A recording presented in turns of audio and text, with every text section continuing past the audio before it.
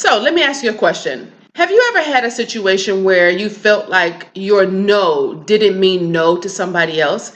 Have you ever felt like somebody did not take what you said to heart? That you were just talking to some people, right? Well, today I'm going to give you 4 things that's going to help you create healthy boundaries. Stay tuned.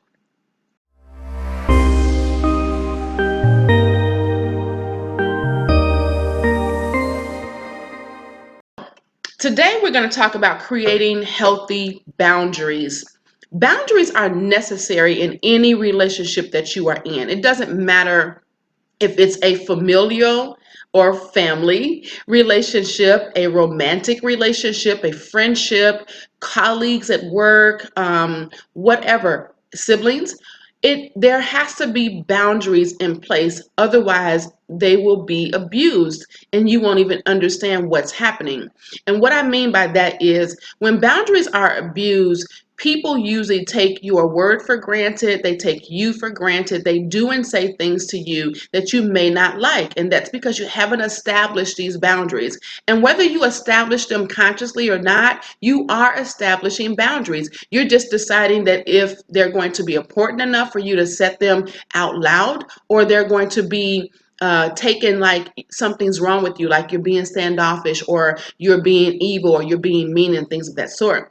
Well, you have to establish these boundaries for yourself, not only for other people, but for yourself, so that you can establish what you're willing to accept and what you are not willing to accept. When you do that, you create this healthy dynamic in your life that causes other people to also respect that. And when they do that, that builds this confidence around you that is really unwavering. So, I'm going to talk to you about 4 things that's going to help you build and create these healthy boundaries. So, the first thing you want to do is make sure that you're being assertive but kind. So, what does that mean? You want to make sure that people understand exactly what your boundaries are. That means you're speaking them out loud. That means you're telling people what they are. So, you're asserting that power that you have for yourself, right? You're letting people know that you're not going to accept this, you're willing to accept that, but this is not acceptable for you. And when you do that, you create this communication between you and the person that they can that they can really understand. They don't have to guess, right? But you don't want to be so assertive that you're being mean, but you want to be kind. You want to be kind enough that you're sharing with somebody out of love and telling them, well, you know what, that really hurt me, so I don't want to deal with that. For instance, I've had a situation where I knew someone that wanted to continue to be in my life, but they lied a lot. And so I told them that if you're going to keep lying, we can't communicate. You're either going to be honest with me or I'm going to stop communicating with you. I didn't put it on them and make them stop doing something. I said, I'm going to stop communicating with you. And if you don't stop this, it's going to draw me to do something different. And so that means we have to make sure that we're taking that in. And we're taking that as a responsibility for ourselves and not putting it off on other people. That's one of the caveats to building boundaries, is that we have to make sure whatever the boundary that we're creating it for ourselves first and then putting it into other people's way. The next thing you want to do is make sure that you understand that no is a complete sentence. It does not require you to explain what the no is. If you say no, it's simply no. When you go into this explanation mode, it's almost like you're trying to convince the person that you're saying no. And then they will ultimately then maybe buck and say, she doesn't really mean no. He doesn't really mean no. So let me push a little bit harder. But if you say no and stop, what are they going to say? They're not going to have anything to combat you with. For instance, if you say, no, I can't do that because, they have something to be able to come back and say, okay, well, I know why they can't do it. I know why he or she can't do it. So now I'm going to give them reasons why they can not have that reason. For instance, if you say, no, I can't go because I'm tired. Well, how about we go a little bit later? Well, in actuality, you didn't want to go in the first place. It wasn't because you were tired. You just used that particular excuse for that moment. But if you just stick with the no, I don't want to go, and leave it there, they have nothing to come back and try to convince you. The next thing you want to do is you want to determine what is off limits.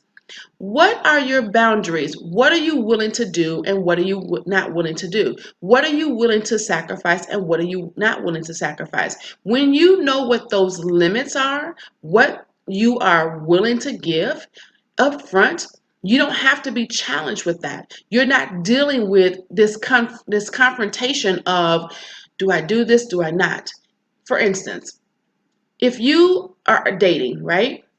You're dating and you know that you don't want to date somebody that smokes. Well, you're not going to entertain somebody that smokes when you first find out that they smoke. If you're going down the dating tool, whatever, eHarmony, Match, whatever those things are, when you're going down there and you see somebody that smokes, then you're not going to talk to them, right? That's a boundary that you're creating, and you have to know what those boundaries are up front. So I would beseech you to go ahead and make a list of the things that you desire out of life and find out what those things are that come around those things that you're not willing to accept.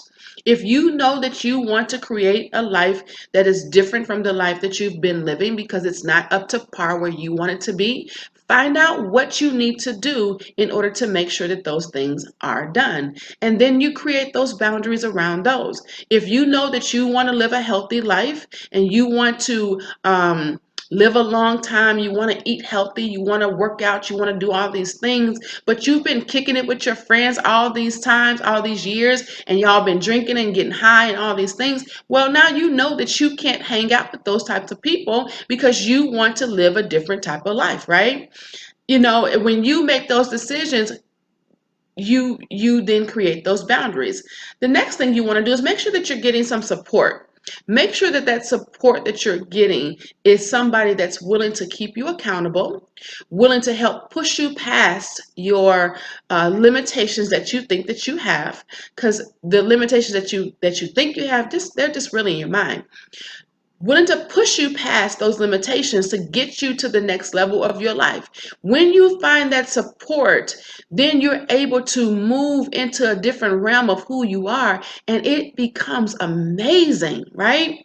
That is somebody that's already been through what you've gone through, has seen where you've been, and have accomplished some things that you want to accomplish. Get somebody like a therapist if you have insurance, or a coach if you're willing to invest in yourself, or even a really good older friend, right?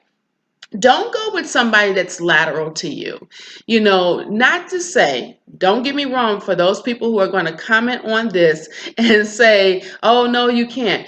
I'm just simply saying, when I say lateral, I'm not talking about age-wise.